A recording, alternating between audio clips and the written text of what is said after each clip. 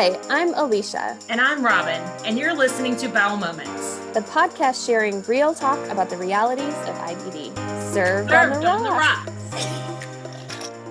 This week we talked to Ken Carpenter. Ken is the producer and host of the Athlete One podcast, and he was diagnosed with ulcerative colitis when he was 46 years old. We talked to him about his fairly dramatic entrance into the IBD community. We talked to him about his J-pouch surgery and finding the right healthcare provider. We talked to him about ankylosing spondylitis and pouchitis and the other conditions he struggled with. And we talked to him about his very interesting background being a teacher and a coach and also a paratrooper. Cheers. Hi, everybody. Welcome to Bowel Moments. This is Robin. Hey guys, this is Alicia, and we are so excited to be joined by Ken Carpenter. Ken, welcome to the show. Hi, thanks for having me. Very first question for you is our very unprofessional question of what are you drinking? I'm a sweet tea guy, so it's I don't drink alcohol or anything like that. So sweet tea, and I'm happy, I guess. Nice. I do love a good sweet tea. Having lived in the South, that's like a requisite. I was about to say the same thing. And I did a whole series in March, like all of our Monday libations were all sweet or fruit teas. So everybody go back and look at our posts in March and you can get some tea recipes. Yes. I am drinking coffee today, Alicia. I'm drinking coffee. You're not going to throw in, don't at me, IBDers, don't at me. You know what? They can at me all they want. I'm still going to drink coffee. I mean, like, it's how I do life now. Yes, I understand that. Well, and I am also drinking tea, Ken, and mine is actually sweetened. I'm drinking some elderberry tea because I'm getting a little bit of a cold or something. So I figured I would go with immune tea is what it says. And I threw some honey in there just to make it more palatable. So sweet tea for me as well, just maybe a little less sweet. But Ken, again, we are so excited to have you on the show. Thank you so much for joining us. I was just saying to you that I'm very excited to have a fellow podcaster on our podcast. This feels very weird, but exciting. And you've got the setup. And so this is fantastic. So I'm really excited to talk to you about your podcast, but we're going to start out though by asking you, what is your IBD story? What's your connection to the IBD community? Well, I was introduced to IBD somewhere before 2009. I'm not great on dates. My first run-in became diverticulitis, and I, battled that a little bit. But then in 2009, I got I'm not great on the terminology, but they called it sudden onset symptoms. And, at the time I was 46 years old and my wife was having gallbladder surgery, and I got sick at the hospital, and, she's still mad at me because I didn't really tell her about it. I kind of waited a couple weeks and, with the bleeding and everything, and went to a family doctor, and he said it was hemorrhoids, and it kept getting worse. And then finally I got referred to a Dr. Bruce Kerner, who I owe my life to pretty much. And shortly after seeing me, he said, you need to find another family doctor. And which I did. And I was diagnosed with ulcerative colitis, I guess. And it was then I realized that, I thought, okay, this isn't good. And the only thing that kept coming through my mind was I kept thinking about Katie Couric and her husband. And, I had literally started getting colonoscopies 11 years prior to that at age 35, and they never saw anything. So, 2009 was a huge wake up call for me. I mean, that is seriously sudden onset. If you've been having scopes regularly for 11 years and they hadn't seen any sign of inflammation. Yeah. The surgeon kind of, he almost like he couldn't believe it, but that's the terminology he used, I guess. So I was like, maybe I'm that rare person. I don't know. Yeah. I feel like we've had some rare, several of the people who have been on the show already have been like, well, I'm the one in a million. I'm the one, I'm the 1% or 3%. So I just had a doctor tell me the other day that, so you're the rare person that has gastric Crohn's, which just means it's in your stomach. So I had it in my large intestine, never had one sign of it in my small intestine, still don't. But then when it came back, it was in my stomach. So she's like, that's very rare. I'm like, yes, I know. Thank you for just confirming that. So welcome to the rare club, Ken. Yes, welcome definitely. To the rare club.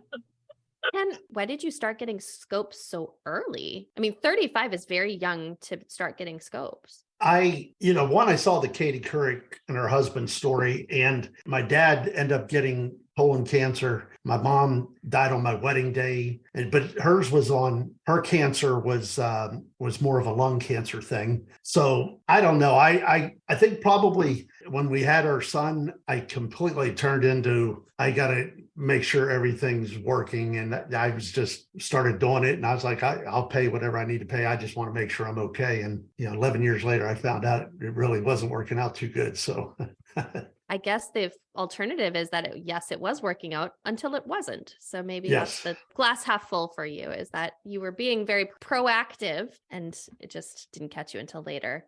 Yes, it was challenging because I did all the steroids and high doses of steroids for quite a while, and it wasn't working. And I believe it was 2010, I was hospitalized, and after being in there a couple of days, and I kept getting told, let's try Humira, let's try all these different things. I finally just looked at the doctor, and he was a New Yorker, and I've never had anybody be more direct with me than him. And I told him, I said, can I just cut it out? I mean, I just really didn't research it or anything. And he says, yeah, let's. I have a opening first thing in the morning, and I go, let's do it.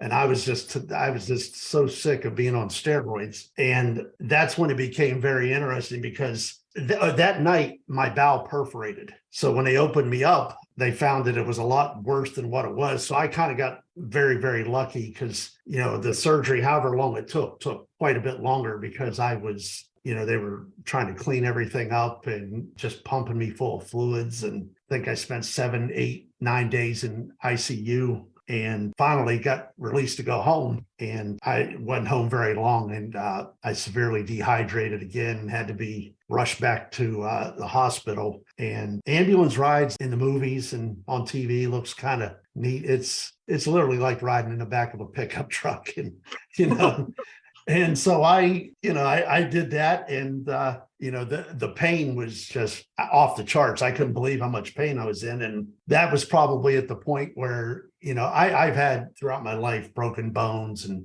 injuries and things, but this was just at a totally different level. And that's a side of me came out that I didn't really think I would say, because they were doing everything they could right there, because I was not in a good state of mind. Okay, I have a question. Yes. So with the bowel perforation, did you go septic? Yeah, right after the surgery, they had given me epidural. They had done that, and my blood pressure, I can recall, my wife and doctors and anesthesia all around the bed, and they were like, my blood pressure was, I think, at like 51/39. It was like, it was getting bad. And all I was thinking is, just give me a popsicle. So thirsty. And the surgeon, I mean, it was like something out of a movie. He goes, just take him off all pain medication. That'll get his blood pressure up. And that's what they did. And that brought my blood pressure up. And so, that doesn't seem ethical. No, it doesn't. Well, he had the right thing in mind. They didn't keep me off of it, but he just get my blood pressure back up. And then I was on the morphine, then I was on Dilaudid and different things like that. And then when I got on the Dilaudid, I started hallucinating, and I can never do that again. So, because I was telling I can't coach these players, they have no arms. And my wife's like, oh boy, we got to find a different medicine. So, but I made it through, I guess. What a strange hallucination. Yeah, it wasn't good. So I feel like this needs to be a video episode too. Alicia and I have gone on an emotional roller coaster just in the few minutes that we've been talking, like the shock on our face and the laughing with you and oh my gosh, like I say that people on the show usually have a dramatic and traumatic entrance into the IBD community. I feel like your experience has really just raised that bar. I didn't even know the bar needed to be raised, but Yeah. I didn't either. I think it's there. Yeah, I don't know. Without Dr. Kerner, I mean, we wouldn't be having this conversation. I mean, he busted his butt trying to get me to the next day, and I'll be forever grateful to that gentleman. He did everything he could for me, And my only goal at the time was, I was a high school baseball coach, and this was in October, and I was just trying to be ready to get back to practice because we would be starting up in March. And we had plenty of arguments about, I don't care about baseball. That's your problem, that type of thing. But we did the reversal surgery 3 months later, and I returned to coaching. But then it went crazier from there. So, in 2012, it was during baseball season at the very beginning stages when we're being in Ohio, we were inside in the gym, and I was getting severe symptoms, and in the bathroom constantly. And, I wouldn't miss work. I didn't miss practice. So at the end of practice, there were some severe things going on with me. And I was like, this isn't good. So I left and I told my wife to meet me at the hospital, and I drove to the hospital. I'm not exaggerating when I say this. I literally crawled into the emergency room, and the hospital I'm talking about it's a hospital here where I live. I don't know. I kind of call it like a bumps and bruises type place, because it was like out of a Saturday Night Live skit. I remember I was in so much pain. I look up, and the receptionist person, he looked down at me and he was like, "Can I help you?" And I was like, this isn't good. I was having whole body, my muscles were seizing up. Like when you get like a Charlie horse in your calf when you stretch or whatever, but literally every part of my body was locked up. And I sat in the hospital emergency room, and there was another lady in there. She was pregnant and had the flu. And I was literally laying there thinking, what is it going to take? And I felt bad because I didn't want to jump ahead of the pregnant lady, but they took me in the back and they figured out that I had rhabdomyolysis. You may have seen stories with some of these football teams that work out and they work their players out in the summer. It damages the kidneys. And when they did the IVs and everything, and when they hospitalized me, the urine that was coming out, it literally probably looked like the glass of tea that I'm holding up here. But fortunately, it didn't damage my kidneys. So I made it through that and spent 2 days in the hospital, back to practice on Monday. From there, that's when I started presenting with, I want to call it maybe acute pouchitis symptoms, severe. So I've basically lived with that since 2012. And then, the roller coaster just kept getting more and more interesting. So in 2017, I had what looked like a cold sore on my lip, and I'd never gotten a cold sore in my life. I got a new doctor, but I had to see his partner. And this doctor told me it was nothing. Went to a dermatologist because I always question, and they're like, that's cancer.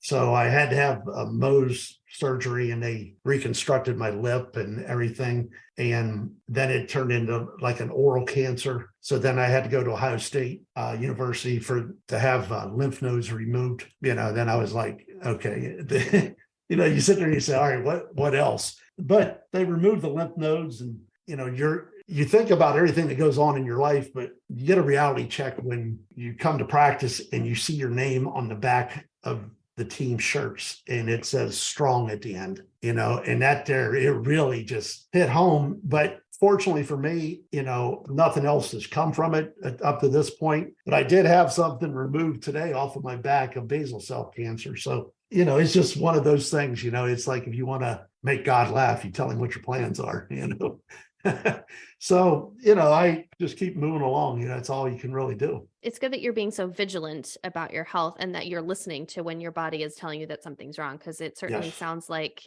that has definitely kept you as healthy as you are, even if, perhaps that the doctors were trying to convince you otherwise. I'm going to back us up a little bit to you decided to have full-blown J-pouch surgery and cut out your entire colon with basically zero research into what exactly to expect. Yeah, I mean, it kind of, he said, make sure you have your affairs in order. And it didn't even dawn on me what he was saying, and, I remember jokingly saying to him, I said, whatever you take out, can you take a picture for me? Because I'd like to know. And the picture was, I can't explain how bad it was. I mean, it was parts of the intestine were like black. But he did take the picture. So, it kind of, let me know. And it's one of those things you just deal with, I guess, Yeah. Wow. I mean, now I'm not going to lie to you. When you said that, I was like, I want to see this picture. I'm not sure I really want to see that picture, but I kind of do. And I would be the same way. I'd be like, I would like to see what you take out. I would be curious about it. But wow, that's really scary. But I'm very much wondering what it was like for you to wake up and have an ostomy and have this thing that you need to deal with. That maybe, did you know you were going to get that? Had they prepared you at all for living with an ostomy? The experience I had was from a fellow coach who was a he's no longer with us now, but Stephen Gussler was a phenomenal coach, and he developed cancer, and he had to have a bag. And I've had conversations.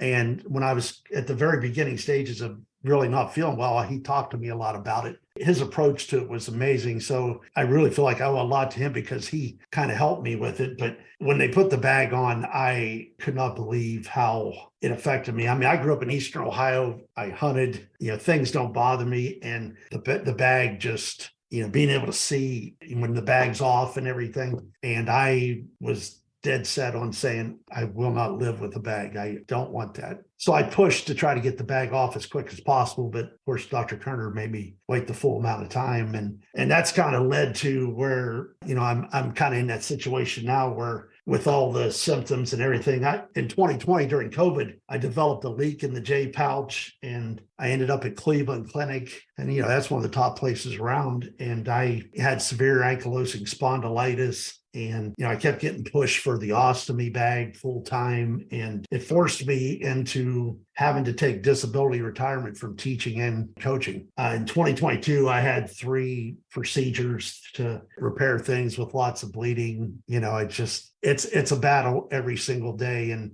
my son actually came to me last week and told me, he's like, because he went to a restaurant and had a bad meal, and he was really bad sick for a couple of days from it. And he just looks at me like, I don't know how you deal with this every single day of your life. And it's just, it becomes a mindset. I spend a lot of time reading books, reading whatever I can about trying to, develop a positive mindset toward things. Has anybody said anything to you, especially when you went to the Cleveland Clinic, about it not being ulcerative colitis, since you have had challenges with your J pouch? Has anybody even looked to see possibly being Crohn's instead of ulcerative colitis? This is where my wife would definitely be able to answer you a little better, but she's much more of an expert on it than I am. But they think that I want to say, I can't say with 100% certainty that there might be some Crohn's in there too, but they've done everything they could for me. And, so I'm putting off the bag for as long as possible because it's an adjustment. It is a complete adjustment. It's not something that is easy to adapt to always. So don't feel bad about that. I mean, you have to do what you feel is right for you. Like I said earlier, I've made comments to doctors that you won't have to worry about giving me an ostomy bag, that type of thing, because I'm in that mindset and I can't get it out of my head. But it is what it is, I guess. I've taken the approach. There's a lot more people worse off than I am with everything. So don't whine about it. Just deal with it. Yes. And I'm in therapy to help me try to adjust to what my body has done to me. So I completely understand reading books to try to get a positive mindset or keep your mindset positive and focus on all of the good things that your body does for you. I've done all of those things too. So I completely understand, where you're coming from and how you're trying to approach it. Well, and it sounds a little bit like, I think some of the other folks we've had on that, especially in J pouch surgery, that ended up really being very concerned about living with a bag and really feeling like this was not something that they wanted to do. They really felt, like you said, like their life kind of felt like it was over. So many of them, it sounds like really after they got the bag, they had so much relief, and it was an adjustment period, but they had felt so much better and they could do so many more things that they started to accept their bag a little bit more. But it sounds like you didn't have that. Like you got sick in the middle of that. And so you never really had that period of relief that I think a lot of our folks have gotten once they got that bag and they were able to eat really well again. And they were able to do some things they kind of didn't think they could do anymore. So that's such a shame because that is what helped them adjust to their bag. And maybe you missed that part of it, which is a real shame. Yeah. Part of it, I'm to blame because I really haven't researched it as the way you should and looked at all the options out there or even talked to. The only person I talked to is Coach Gussler, and he died. So I really haven't reached out to anybody. So I struggle with the whole concept of a bag. Yeah. And it's nothing against people that have it, I guess. I just don't know. Like Robin said, there's an adjustment period and there are some people that really struggle with it. There's no shame in that. I think there's a lot of people that would identify with that with you. Can we talk a little bit about, so keep in mind, I don't play baseball. Yes, that's I'm okay. going to qualify this. But my understanding of baseball is you're outside a lot. You're not necessarily close to bathrooms. When you're coaching, you're out and about, you're running drills, you're doing all this stuff. What was that like to try to coach while having to also adjust to this new lifestyle and be able to kind of be back and forth? Like how did you explain it to the players? Did you explain it to the players, and kind of what was that adjustment like when you were coaching and still kind of symptomatic? It's a great weight loss program. I'll be honest with you. When baseball starts up with practicing and games and everything, I don't eat and very little fluids. And then when I get home at 8:30 at night, I eat as much as I can, sick throughout the night, and start it all back over the next day. And, I usually go from, 175, 180 down to, 160 during baseball season. And it's not like I'm trying to do it. It's just that's the one thing I enjoy doing. And to me, I make that sacrifice. And it's probably health-wise, it's probably not a good thing to do, but that's what I do, I guess. So, and you did say that you ended up having to do a medical retirement. I know Alicia alluded to this. So now you have, is it a baseball podcast or is it just sports? Is it like all sports? It's called Athlete One Podcast. And I kind of tried to reinvent myself during COVID, and I just threw myself into it with having no clue what to do. And it's basically a podcast where I interview athletes and coaches from high school all the way up to professional. And, it's kind of a mindset, and you kind of figure out why these coaches and athletes are so good at what they do. And it's amazing because I've been able to connect with coaches and athletes from all over the country. And, even I had somebody on that was from Canada. So it's kind of fun. That's very cool. And I mean, I just want to point out to you that Robin and I both were elite athletes in our best days for sure. So I think I this did is play sports. I played softball. I was being from the serious. time I was 8 until my senior year of high school, and basketball and volleyball, and I was on the swim team. So I'm just saying. I wasn't being facetious, Robin. I was serious. We were both athletes in our day, maybe not as much now, but in our day. There you go. I played rugby though. What do you know about rugby? That you must be pretty tough. I mean, or stupid. One of the two. I'm not really sure which one it is, to be honest. When you're 20, everything seems like a good idea. So actually, I think I was 18 when I started, but still, everything seems like a good idea at that age. Yes, definitely. How did you decide to do this? Do you listen to podcasts and that's why you decided to do this? And then how did you learn? Did you start taking classes? Tell us more about this journey for you. Yeah, I literally just looked up online, what do you need for podcast equipment? And I ordered it and set it up. And then I just started. I got my real good friend, Chris Huseman. He's a fellow coach. And I said, I want you to be on my first podcast. And he's like, let's do it. And we just kind of, just went from there. And I literally, the joke was, as a teacher, I wasn't the greatest with technology. And so, the whole editing, everything is always a challenge, but you got to keep trying to learn and just try to find something. And, it's amazing what podcasting can do. I mean, I get a chance to meet you guys. And if it wasn't for a podcast, I would have never done it. And I've met some just phenomenal coaches and athletes that are just some of the best in the game. And even if it's a high school coach or a professional coach or player, it's been great. And I really enjoy it. And I think I'm 66, 67 episodes in. So it's just got to keep rolling with it. And it's a lot of fun.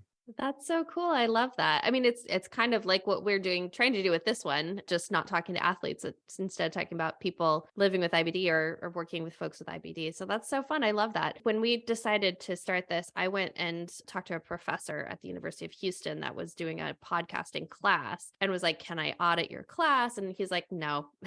But he gave me a bunch of tips and advice and things to try. But you're right. It's literally like, just get on YouTube and figure out how to do this and muddle through. Yeah. It's been a lot of fun to meet all these different people. Like you said, this is a way for us to meet people across. I mean, we just interviewed somebody from India not long ago, so it's, really cool to be able to reach out to all these people all over the world. So one of the things that we chit chatted a little bit about before we started your episode was you were talking about your wife and the role she has played in figuring out how to deal with your inflammatory bowel disease. So talk to us a little bit about when you were diagnosed. It sounds like your poor wife was just trying to have her own medical situation and you completely ruined it for her. So how dare you?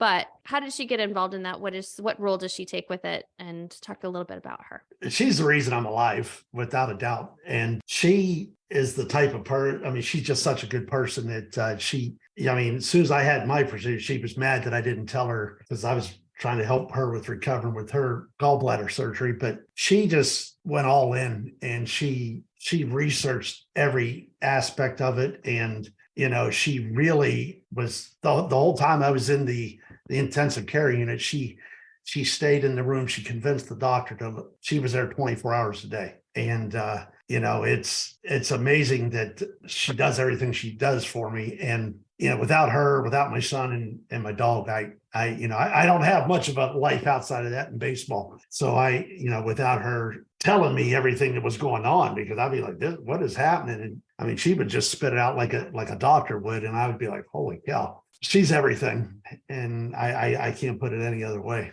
That's super sweet. I love that. But yeah, I think it's great that she's really jumped in to help you figure this out and help you navigate things. Cause I think it can be so incredibly overwhelming for people when you're sitting there talking to your doctor and they're saying things to you and you you're trying to take it in, you're trying to figure out, but you're also feeling terrible. It just seems like it's such an overwhelming situation. So it's really great to have somebody who's being as studious about, taking this on as she is and really making sure you're getting the best care. That's fantastic. I'm kind of all over the place on this one, but why baseball? What do you love about baseball? And I don't mean to say it with that skeptical face, I promise, but I'm always fascinated by the thing that people are like, this is the thing I love. I grew up with baseball. When all my friends, there was a pool in my hometown, they would all be at the pool and I would be at the field and I'd be throwing the ball up and hitting it and running, chasing, coming back. I wasn't the greatest swimmer, so I was like, I don't need to be near the water. And, I had a great experience with coaches coming up through. And my dad was a big fan of baseball. He played. And my high school coach, who I still talk to this day, had a huge influence, almost like a second father for me. I played a little bit in college. And then I bounced around a lot after high school. I went to 5 different schools trying to get my degree. And then finally, when I got married, my wife said, that's it, we're going to get this done. And she was the reason I graduated from Ohio State University. During that whole process, I was looking for ways to gain income. And I officiated football, basketball, and I umpired baseball. And I got to where I was doing college baseball as an umpire. And then once I got my degree, I jumped into the coaching side of it. And I've been very fortunate. I became a head coach in my second year as a coach. And, I fortunate to have some really, really great players and great assistant coaches along the way. And, 19 years as a head coach, I think I've won 300 or so games. And, I've had a chance to be an assistant coach, and it's my life. You don't do it for money, you do it because you love it. And, hopefully you can have a positive impact on the players. And baseball is my thing. And my wife has become a huge, huge fan. And what's amazing is, when my son was born, I wanted him to play baseball, and he was born with severe club feet, and he battled through everything throughout this whole process. And he ended up getting a chance to play college baseball, and he played 4 years of college baseball. So, he's been a huge inspiration too, because 5'7" kid that, severe club feet, and he's playing college baseball. He, inspired me along the way too, because I'm like, if he can deal with what he deals with every day, I shouldn't be complaining. Just deal with it and keep moving forward. So I'm curious, what makes a great coach? What do you think are the hallmarks of a really great coach? I think it starts with relationships, with your players. And when, the players know you care about them, obviously you got to work on the fundamentals, and the players have to have talent and a love for the game. But it all starts with the relationships you build with the players and the coaches that you have as on your coaching staff. And I've been very fortunate to work with some of the best coaches around. And just here in Central Ohio, the coaches that we have just here it's off the charts how good these guys are. And, I joked the other day, someone said they looked at it, and I think they said the supplemental contract you get, you maybe make, I think they said they calculated, they go, for the time they put in, they maybe make 41 cents an hour, if that. A lot of it's less than that, and you're probably in the negative. But baseball is just, to me, it's the most important game there is in sports. So that's why I enjoy it. But I do love all sports though. Have you ever gotten thrown out of a game as a coach? Good question. As a high school coach, I knew where to draw the line because I was an umpire, and I never got thrown out as a high school coach. You got to respect what the umpires do, because I did it and I know how hard it can be sometimes. My biggest thing is I just want them to hustle and be in position. They're not going to get every call right. So you got to learn to accept it. And I kind of wonder, I don't know if it's anything connected to the IBD, but I took every loss. I hated losing more than I enjoyed winning. So, there are a lot of sleepless nights when things didn't go my way as a coach. That feels right. That feels Yeah. right to me. Hating losing more than, yeah, it feels right. You've been coaching for a long time. Did you ever have any players that had IBD as you were coaching? It's funny that you mentioned that. We had a player that early on in my career, he developed IBD and I didn't have it at the time. So I was blown away at what it was doing for him. And this is obviously before the internet and everything. So it's amazing how many people, develop IBD out there that people have no idea. And, I wouldn't wish what I have and what anybody else out there has on my worst enemy. It's tough. It's a struggle. And people look at you and think, you don't look bad. You're all right.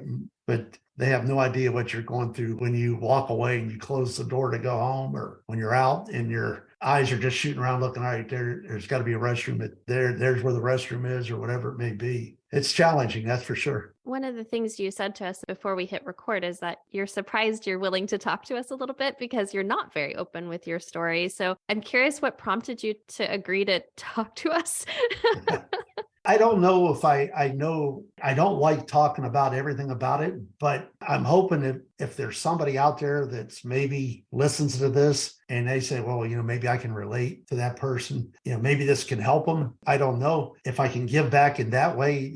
I feel like there's got to be something positive that I can make from it. And I really hope that, what you guys are doing is, as podcast hosts, this is, I've listened to quite a few of your podcasts, and it's amazing how the approach you've taken to it, and you get people to tell their stories, and you do a fantastic job. And I think you're giving back so much more. And there's a part of me that thinks, there's got to be something else I can do. So I'm doing this, but maybe there's more out there that I could be doing, I guess. Oh, your check is in the mail. Thanks for doing that for us. No. I'm teasing. Thank you for saying that. This is so important to us. And Robin is like crying now. So, or maybe not. No, I am. I am. I'm trying not to. That was very nice. Thank you so much for saying that to us. Yeah, you deserve it. You guys will get it when the time comes. You guys will get that Disney fast pass to the front of the line at the pearly gates. So. I was about to say, we'll get what's coming to us. Yes. I'm a little scared, Robin. Yeah. I'm a little scared of what's coming to us, frankly. Me too. Yeah. Me too. But we love doing it. We love sharing people's stories. And I mean, people have to be willing to talk to us though. So, I mean, that's the thing.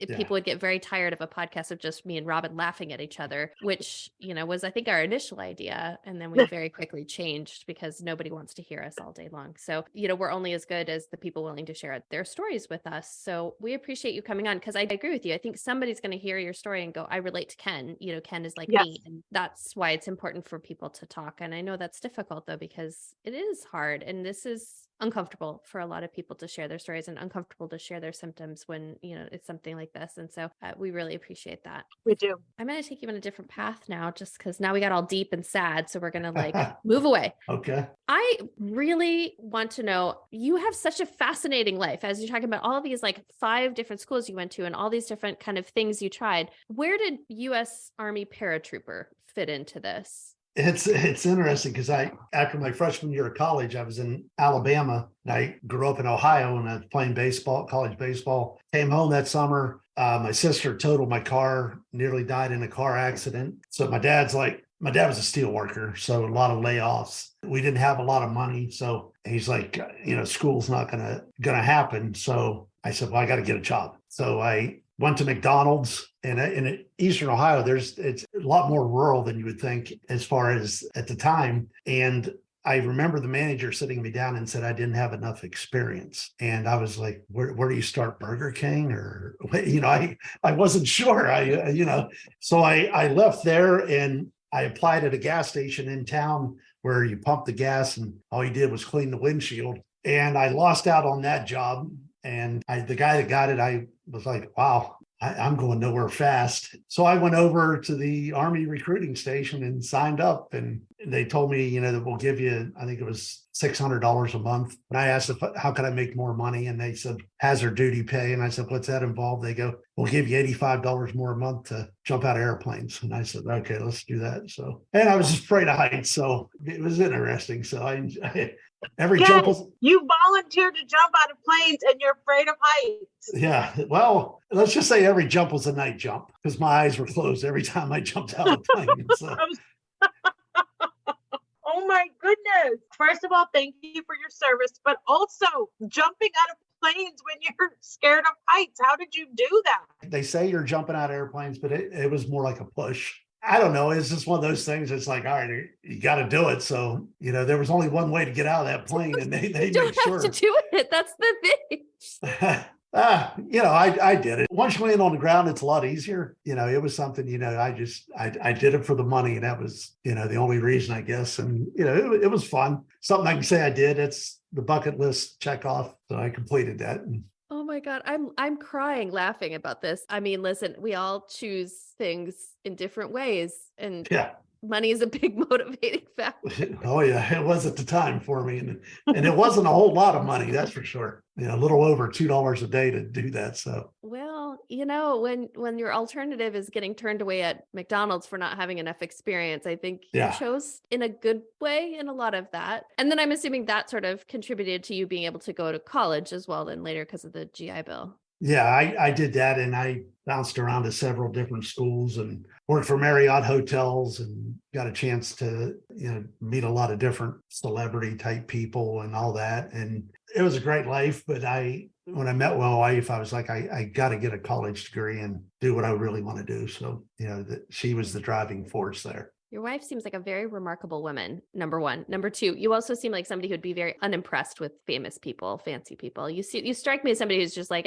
everybody puts their socks on the same way. Well, it was interesting because I got to meet a lot of really big time type celebrities and athletes and different things like that. And the one thing I did do is I was like, I never wanted to ask for an autograph and I had a lot of interesting interactions with them, and it was a fun job to have, but I just didn't want to do it the rest of my life. And that's fair. It was definitely interesting. And, I even had an opportunity to a few years back to be in a movie. So it was kind of what? Yeah. And it was actually, believe it or not, a movie about high school baseball. I was an umpire in one of the scenes, and I had a speaking role where I said safe, and it was quick, but I was in it. So, but I'm sure it was believable because you actually had done refereeing. That's not the right one. Umpiring. Boy, yes. that was not the right call. That's so cool. Yeah, it was a good experience. I had fun with it. So, I'm all about just trying whatever and see what happens. And it sounds like it. I'm curious if there was any celebrities that you met that you just couldn't contain your fandom of. Was there anybody that you were wowed by? We were the host hotel for the NBA All-Star game. So this was back when the original Dream Team. So I was fortunate enough to meet everyone from Michael Jordan to Charles Barkley to, you just go down that Dream Team list, David Robinson. It was a lot of fun. And, I had an opportunity to work with, like Marie Osmond, Kool and the Gang, politicians. It was fun getting a chance to meet all those, and the story that I enjoy the most is Leslie Nielsen from the Naked Gun movies. We lost his bag, and, he said, "Surely you could not have lost my bag." And I wish it was me that said it, but the other guy that was working said, "We didn't lose your bag, Mr. Nielsen. Please don't call us Shirley."